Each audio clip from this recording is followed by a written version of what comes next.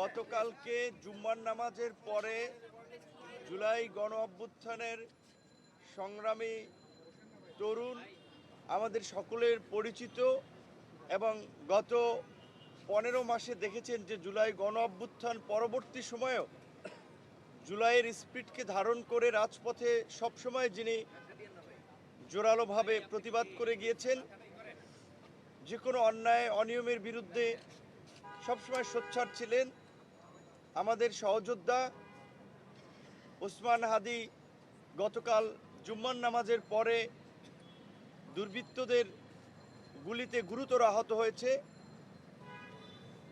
রাজধানী ঢাকার পল্টনের মতো একটি ব্যস্ততম এলাকার বিজয় সরণি এলাকায় সন্ত্রাসীরা গুলি করে বাইক চালিয়ে নিরাপদে চলে গেল। প্রায় 24 ঘন্টা অতিবাহিত হয়েছে। এখন পর্যন্ত আমরা এই ঘটনার সাথে কে বা কারা জড়িত তার খুব বেশি কোনো প্রমাণ আমরা এখন পর্যন্ত আইনশৃঙ্খলা বাহিনী কিংবা সরকারের মাধ্যমে জানতে পারি নাই। আমাদের ভাই হাদি খুব গুরুতর অবস্থায় হসপিটালের বেডে শুয়ে আছে, আপনারা জানেন, আশঙ্কাজনক অবস্থায়। তার চিকিৎসকদের সাথে কথা বলেছি, মেডিকেলের ভাষায় এই কন্ডিশন নিয়ে সুস্থ হওয়ার, স্বাভাবিক জীবনে কিংবা বেঁচে থাকার হারটা খুব নগণ্য।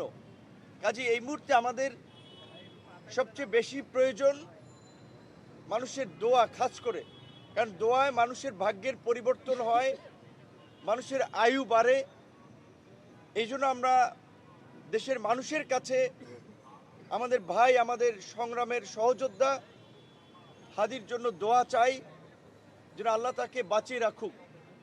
আপনারা দেখেছেন 2018 সালে কোটা সংস্কার আন্দোলন থেকে ফ্যাসিবাদের উত্তাল সময়ে যখন স্বৈরাচারের বিরুদ্ধে আমি আমার সহকর্মীরা প্রতিবাদ করে আসছিলাম, সেই সময় আমরাও এইভাবে নানানভাবে রক্তাক্ত হয়েছিলাম, হুমকি ধামকির শিকার, হুমকি ধামকি পেয়েছিলাম, কিন্তু কোনো কিছুকেই উপেক্ষা করি নাই।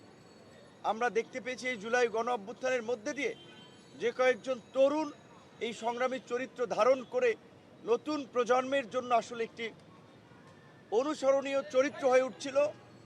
হাদি তার মধ্যে অন্যতম। তার এই অসুস্থ হওয়ায়, তার এই আহত হওয়ায় গোটা দেশের তরুণ থেকে প্রবীণ সকল মানুষকে মর্মাহত করেছে। আপনারা দেখেছেন যে এর আগে চট্টগ্রামে একজন সংসদ সদস্য প্রার্থী তিনি গুলিবিদ্ধ হয়েছিলেন। সেই ঘটনায় এখন পর্যন্ত কিন্তু ওইভাবে আসলে কারো বিরুদ্ধে ব্যবস্থা নেওয়া হয় নাই। এমনকি গত 29শে অগস্ট আল রাজি কমপ্লেক্সে, সেখানেও চতুর্দিকে সিসি ক্যামেরা বেষ্টিত এলাকা, মিডিয়ার সামনে আমি আমার সহকর্মীরা আক্রান্ত হয়েছিলাম কতিপয় পুলিশ এবং কতিপয় সেনা সদস্য দ্বারা। লোক দেখানোর একটা তদন্ত কমিটি হয়েছিল, 60-30 কর্মদিবসের টাইম দিয়ে এখন পর্যন্ত এই তদন্ত কমিশন আলোর মুখ দেখে নাই। যদি এই অতীতের ঘটনাগুলোতে যদি সরকার একটা শক্ত ভূমিকা নিত, আজকে এই ধরনের হয়তো ঘটনার পুনরাবৃত্তি হতো না। আমরা যেটা বলেছি যে হাদির পরিবারকে ডেকে নিয়ে সান্ত্বনা দেওয়া হয়েছে, বলা হয়েছে তো বিচার করব, খুনিরা ধরা পড়বে, এই বয়ান শেখ হাসিনাও দিয়েছে। তাই আমরা বর্তমান অন্তর্বর্তীকালীন সরকারকে পরিষ্কারভাবে বলতে চাই, কোনো সান্ত্বনার বাণী শোনাবেন না, সান্ত্বনার বাণী শোনাবেন না। শেখ হাসিনার পরিণতি দেখেছেন, বিক্ষুব্ধ জনতা কিভাবে গণভবন ঘেরাও করতে গিয়েছিল। কাজে আপনারাও যদি ওই শেখ হাসিনার মতোই সান্ত্বনার বাণী শোনান, আমাদেরকে ঘুমপাড়ানি মাসি পিসির গল্প শুনিয়ে শান্ত রাখতে চান, সেটি আপনারা পারবেন না। নির্বাচনের তফসিল দিয়েছেন, কতটুকু নির্বাচনের পরিবেশ আছে সেই নিয়ে গোটা দেশের মানুষ উদ্বিগ্ন।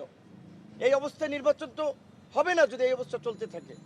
আর একটা মহল তো চাচ্ছে যে নির্বাচন যাতে না হয়, নির্বাচন বানচাল করে দেশে আরেকটি বিদেশি মদতপুষ্ট সরকার গঠন করা, 111-এর মতো আরেকটি সরকার গঠন করে ওই পতিত স্বৈরাচারী শক্তিকে কামব্যাক করানো, যে শক্তির বিরুদ্ধে এদেশের জনগণ গণপ্রতিরোধ গড়ে তুলেছিল এবং জনগণের সেই গণপ্রতিরোধের মুখে তারা দেশ থেকে পালিয়ে গিয়েছিল।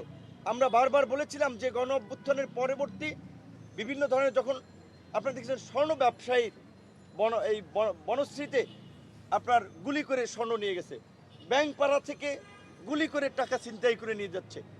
শীর্ষ সন্ত্রাসীরা বিভিন্ন শীর্ষ সন্ত্রাসীরা কারাগারে যারা ছিলেন তারা জামিনে বের হয়েছেন। এমনকি এই জুলাইয়ের যারা মামলার আসামি ছিলেন তারা অনেকে জামিন পেয়ে যাচ্ছেন। মানি লন্ডারার থেকে শুরু করে খুনি অনেকেই জামিন পেয়ে যাচ্ছেন। আমরা কোর্টের কাছে জানতে চাই এই সন্ত্রাসীরা এই গণ অভ্যুত্থানে যাদের গণবিরোধী ভূমিকা ছিল তারা কিভাবে জামিন পাচ্ছে, কারা তাদের জামিনের জন্য দাঁড়াচ্ছে, আর কোর্ট বা কিভাবে তাদের জামিন দিচ্ছে। অবশ্যই কোর্টকে আমরা সম্মান করি, শ্রদ্ধা করি, কিন্তু আমরা তো চোখের সামনে দেখছি যে টাকা পাচারকারী থেকে শুরু করে খুনিরা জামিন পাচ্ছে, শুধু জামিন পাচ্ছে না, নির্বিঘ্নে তারা দেশ থেকে বাইরে চলে যাচ্ছে।